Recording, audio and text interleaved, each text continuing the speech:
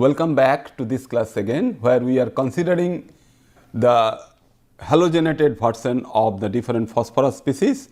So, we are talking about the phosphorus pentachloride, phosphorus trichloride and PF3. So, along with this PaCl3, we can have the PF3 also.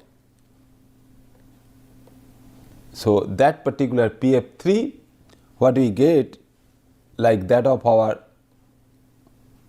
phosphorus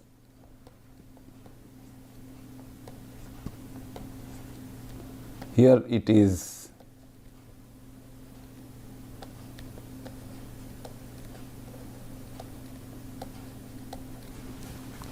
basically these two. So, we can have the different types of these bond distances and bond angles. So, this particular one will be shorter, the angles will also be shorter for these compounds.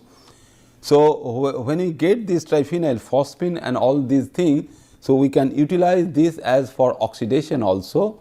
So, if we get this PCl3, its reaction with O2, so another interesting compound we will get from there, and which is our twice of this plus O2. When we do the reaction at 50 degree centigrade, we get basically twice of POCl3. So, that twice of POCl3 is basically a free radical mechanism and which can be purified by fractional distillation. So, this mechanism of this reaction is through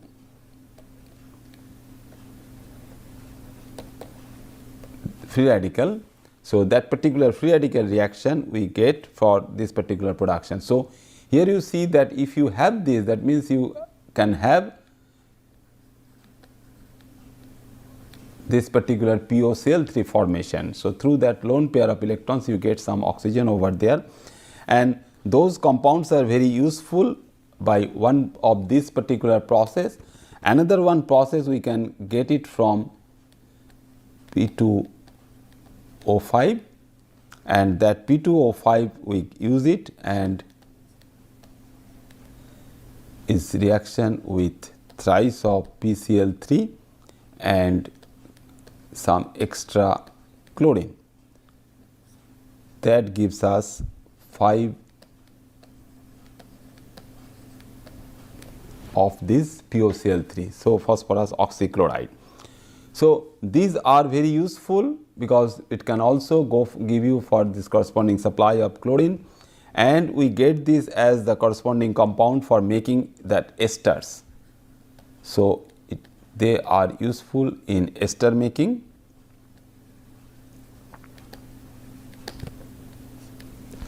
And also it is useful for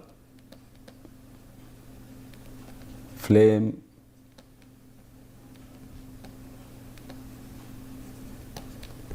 retardants, then it is useful as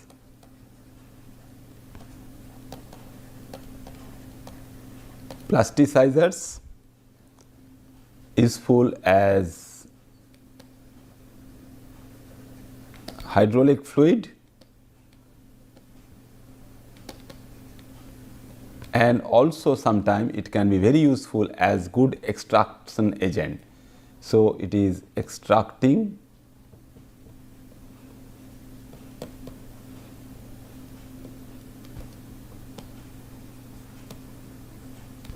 good extracting agent. So, making this POCl3 will therefore be very useful process when you have humongous demand for all these cases, that means starting from flame retardants to making these hydraulic fluids.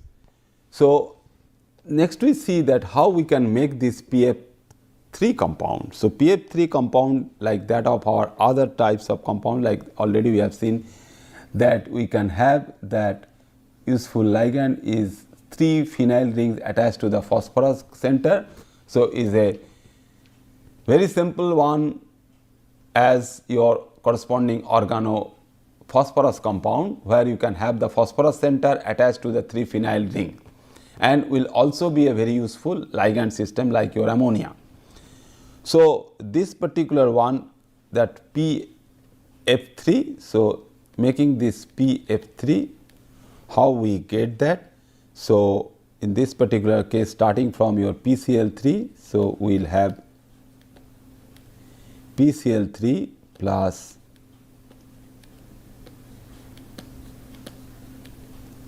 thrice of ZnF2.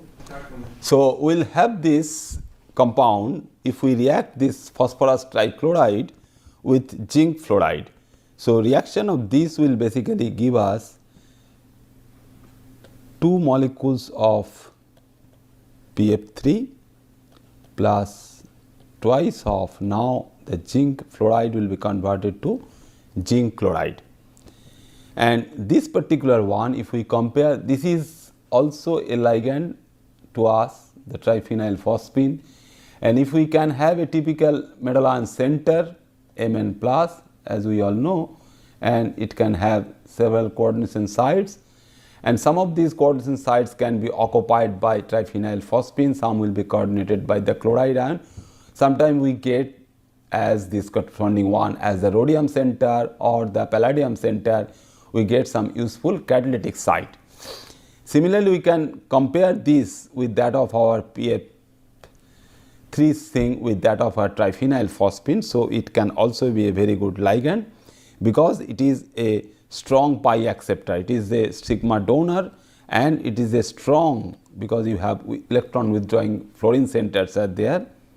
So, that is why they are strong pi acceptors, and these strong pi acceptors will be useful for making some different types of compounds in our hand. So, what are those compounds? Basically, if we want to make a compound like this, say a nickel compound of 4 trifluorophosphine ligand attached to it, how we make it? So, this will be very much similar to the compound what we know through the Mond's process, that means nickel tetracarbonyl compound. This is also a tetrahedral one. So, like that of nickel tetracarbonyl, we can make it from there with the supply of PF3 at a high temperature, because this is formed at room temperature, and some elevated pressure of the carbon monoxide. Here the pressure required for this trifluorophosphine is 35 MPa.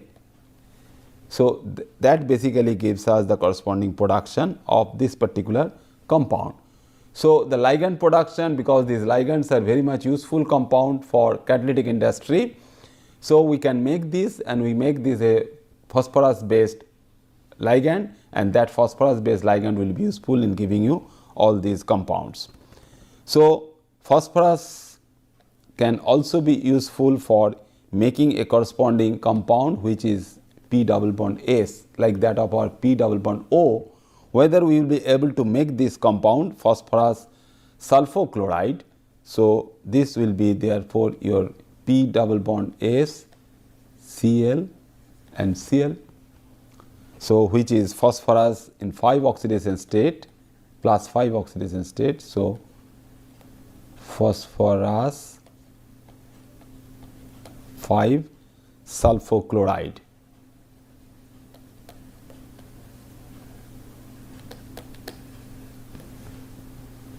This basically, again simply by doing this reaction with PCl3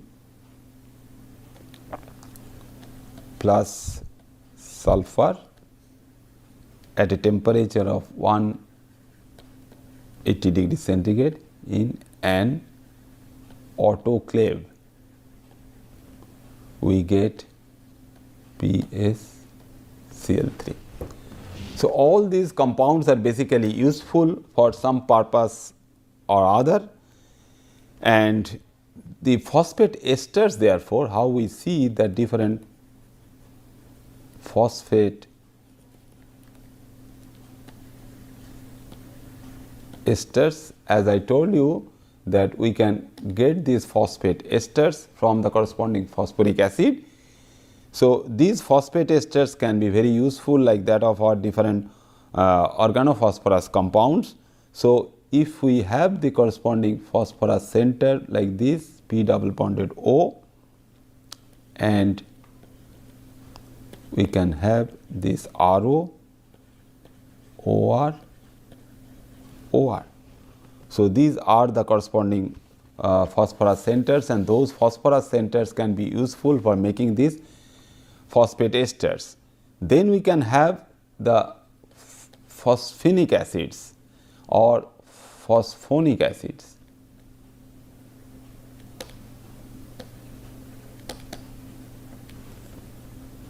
And different phosphonates. So in this particular case only, that since we don't have any phosphorus carbon bond over here in these phosphate esters, but this particular phosphonic acid and phosphonates, we will have a typical R function on it, and that R function is basically attached to the phosphorus center with OR. That R can be different, so it can be OR prime. So these basically giving you a much more complex compound, which is can be for the corresponding phosphonic acid, and definitely what we can have over there is our corresponding this function, that means phosphorus carbon bond over there. So one such compound if we can make is therefore very useful as making herbicides. So how we get some industrially important leaf, the plant leaf herbicide, making of leaf herbicides, which is also very interesting to know from the environmental point of view. These are biodegradable. So we have these biodegradable herbicides which are basically based on the phosphorus, and they are useful for removing the weeds. So they are useful for combating weeds. Sometimes it can reduce also the unwanted grasses in the field. So they are very useful in the agricultural industry. So one such compound if we can think of is a very simple one, because since we are talking all in terms of getting this as the phosphorus oxygen bond, and two other bonds are that OH-OH bond. So one other bond, that means the fourth bond what we can have already in the typical phosphoric acid is your another POH bond, but instead of that if we can now have a carbon over here, so that will be a typical different compound, and we can classify them as the typical organophosphorus compound, which is industrially very important, and making these as also in a very low scale also useful, because these are very good herbicides. So if we take this, and is also a very useful compound known as glyphosate, which is gly then PHOS phos then ate.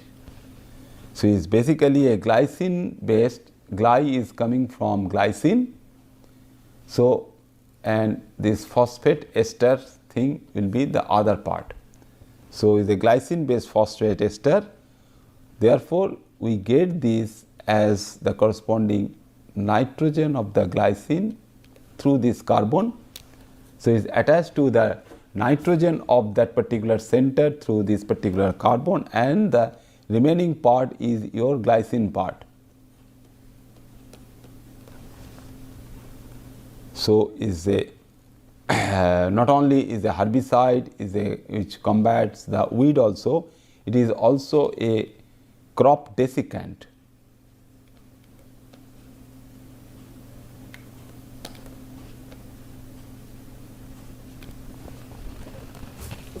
is a crop 1 SW. So, crop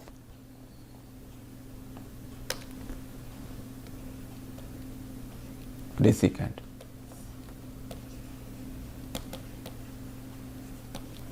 Is a crop desiccant. So, the compound is basically what we have the N substituted this phosphate unit N phosphono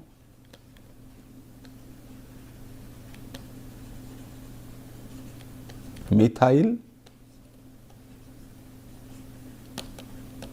glycine. So, if we know the typical reactions for all these things, because we can have the elaborate preparation procedure, we can have so many steps over there. So, we can use this as the carbon source from basically we utilize formaldehyde for introduction of this on glycine. So, if one hand you can have some other phosphorus based compound starting from your phosphoric acid, then formaldehyde or a other glycine part we can have, we can make this particular very important compound. So, next we will see another example where we get some drug molecule. Very few of these drug molecules are known which are phosphorus based. So, what are those phosphorus based drug molecules we can have based on the information or the knowledge whatever we have gathered so far? That means it should be a typical phosphate ester,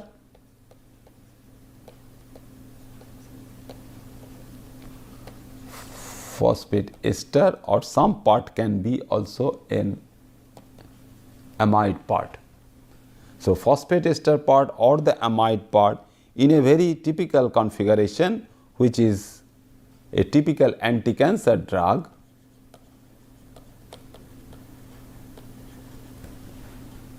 which is a cyclic one. So, cyclophosphamide.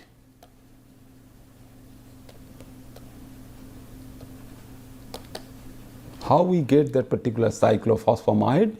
So, already we have seen in case of the glyphosate preparation or glyphosate molecule itself, that is a long chain one. At one end we have the carboxy end and another end you have the phosphorus based acid part again. So, these two ends are basically the two acid ends. We cannot go for the typical cyclization reaction for that. So, we go for some other particular type of reactivity or the reaction for making this, but here only we will see that what is that particular compound, what we can get over here. So, the tetrahedral phosphorus we can have and the cyclophosphamide part we get.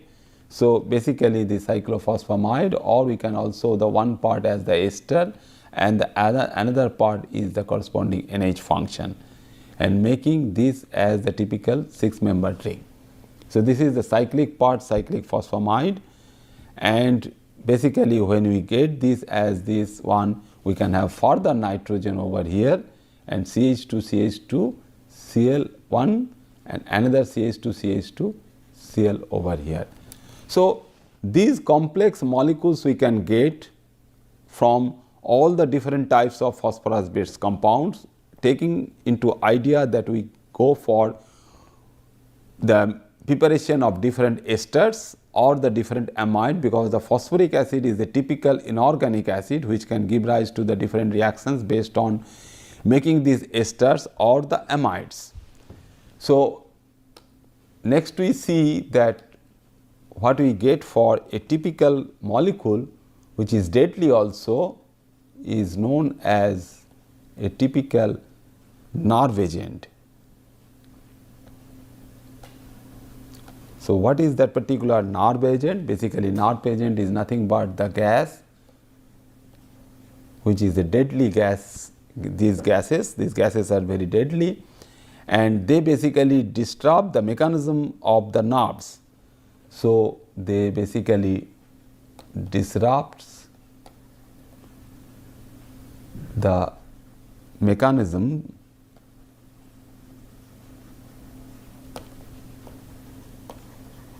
by which our nerves transfer messages two different organs.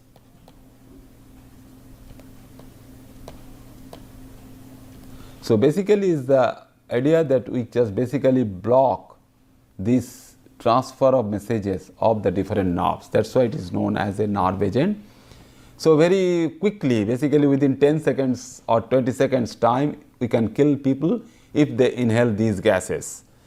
So basically when we disrupt this, basically they go like blocking our one particular molecule, which is acetylcholine. So they block, basically blocking acetylcholinesterase.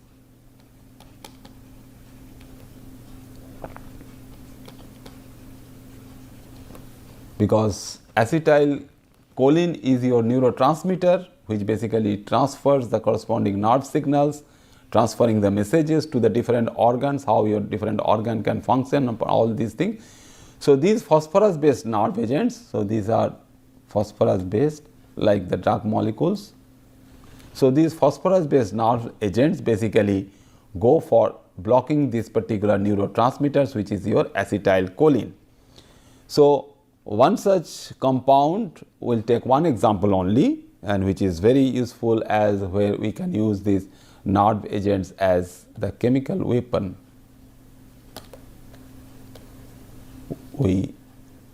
So is a chemical war also.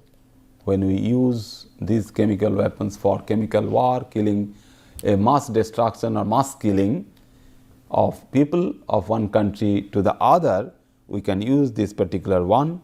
So we have the P double bonded O attached to some methyl group. That means you can establish the phosphorus carbon bond over there.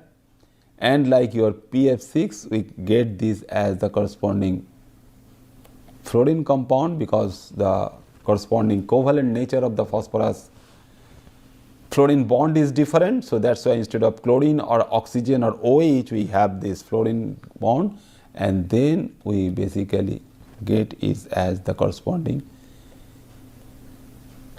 oxygen from the isopropyl function. So is a basically isopropyl function over there. So isopropyl ester, we get it. So this particular compound is known as sarin.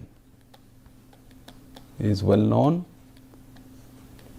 So this sarin basically is a chemical weapon for that, and in the Syrian city Douma recently, the Syrian city Douma, people are suspecting that this has been attacked, this has been used for a chemical attack. It is a very recent story, killing 70 people.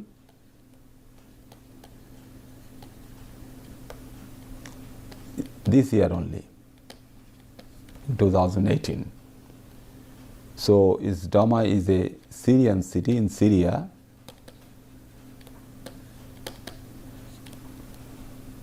So how we get this compound? So what are the things we can have? So when we talk about the corresponding making of this compound, we should have the corresponding philosophical aspect, that how we make it. We know that the phosphorus, we get it from the elemental phosphorus. So how you can convert it to phosphorus trichloride or phosphorus trifluoride. Even you know how the Grignard reagent can be useful for establishing the corresponding methyl function on the phosphorus center. So if we can take a corresponding compound like Me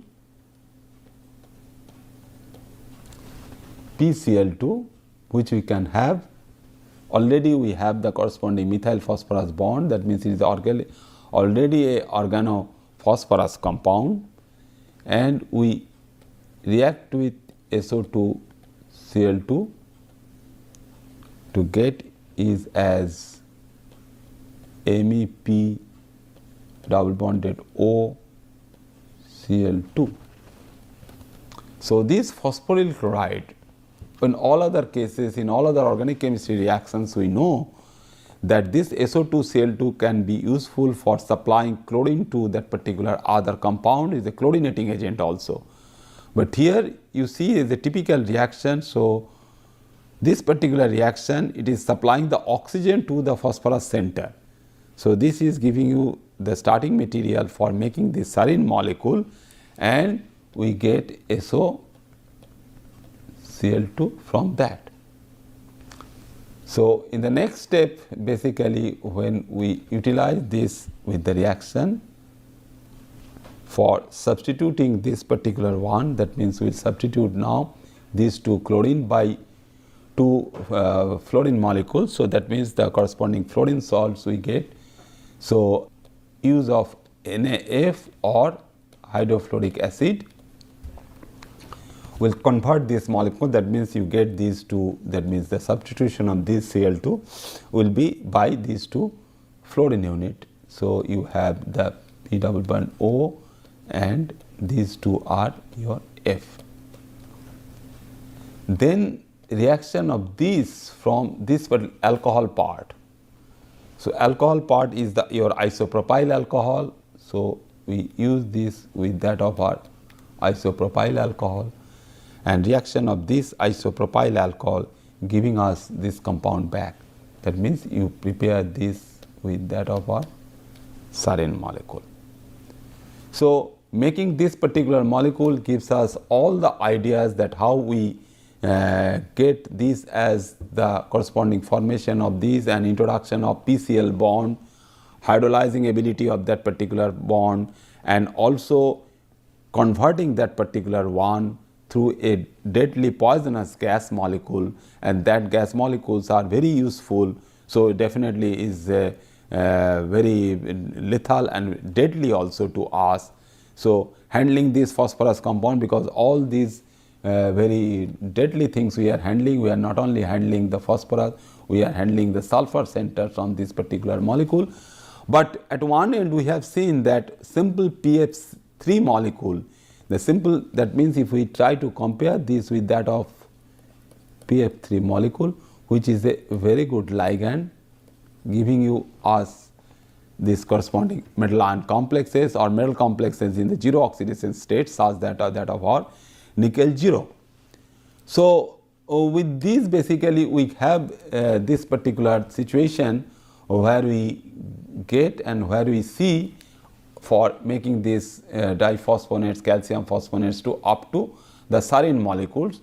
And lastly, with this particular slide we will try to understand how we get the different types of hydroxy apatites. In our previous class I told you that you can get this as a typical bone material or teeth material, where instead of the simple phosphate PO4 is the PO4, so Ca10 PO4 whole 6 OH. That means you can have the hydroxide groups, and sometimes those hydroxide groups can be substituted by fluorides known as the fluorapatites. So hydroxyapatite or fluorapatite, they can have a typical type of crystal structure, and when we write this as the formula which is double the amount of that which usually we write as the Ca5 molecule, but when we write as the Ca10 molecule, that means it has a different composition. That means its unit cell has two entities, and is both of these two things, that means either a Ca5 molecule or the Ca10 molecule is present in our bone and teeth material, and mostly our bone material is made up primarily by this with this hydroxyapatite, and is 65 to 75%, 70% of the bone mass is this particular one, and which these crystals are spread over within our collagen matrix, and the collagen is basically trapping for the growth of these biomaterials. So it is basically a very useful biomaterial which has a very similarity with the naturally occurring apatite molecule. So this we also consider as the biomineralization in our body, when we have the regular supply of not only the calcium ions but also the phosphate anions. So the laboratory techniques or the laboratory processes, those we can have also. So how we can prepare in the laboratory, that means if we just go for the synthetically prepared the bone material or the synthetically prepared teeth material, what we can have can be, these can be synthesized by different methods, and one such method is our wet chemical deposition. But what we get that in both the two components in solution, we add one component to the other, we get the precipitate, and we ultimately it is settles down. That means we get the corresponding deposition.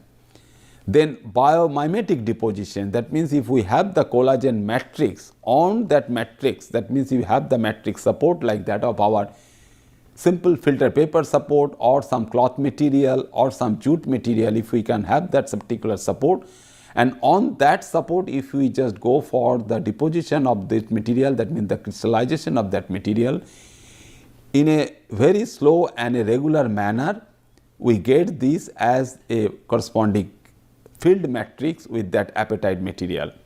Then we can have the typical sol gel material is a wet chemical precipitation method, that means formation of the corresponding sol form and which has been converted to the gel, and then heating that particular material will give you the corresponding hydroxy apatite material, which is basically a phosphorus based useful material, biomaterial, what we can make in the laboratory also, or sometime we can get it as a typical electrode deposition also.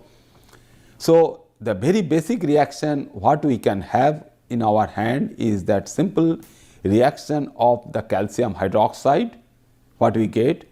So this calcium hydroxide what we can take, which can be immediately react with that of our phosphoric acid. So 10 molecules of calcium hydroxide when reacted with 6 molecules of H3PO4, we get this particular compound as Ca10, PO4 whole 6, OH whole 2 with 18 molecules of water. So simple direct reaction between two components, one is A, another is B, we get a compound which is your very basic compound, which is your hydroxy apatite molecule, and that hydroxy apatite molecule, if it gets a solid support, it can be formed as a biomaterial which can be a corresponding biomimetic material for our bone and our teeth samples.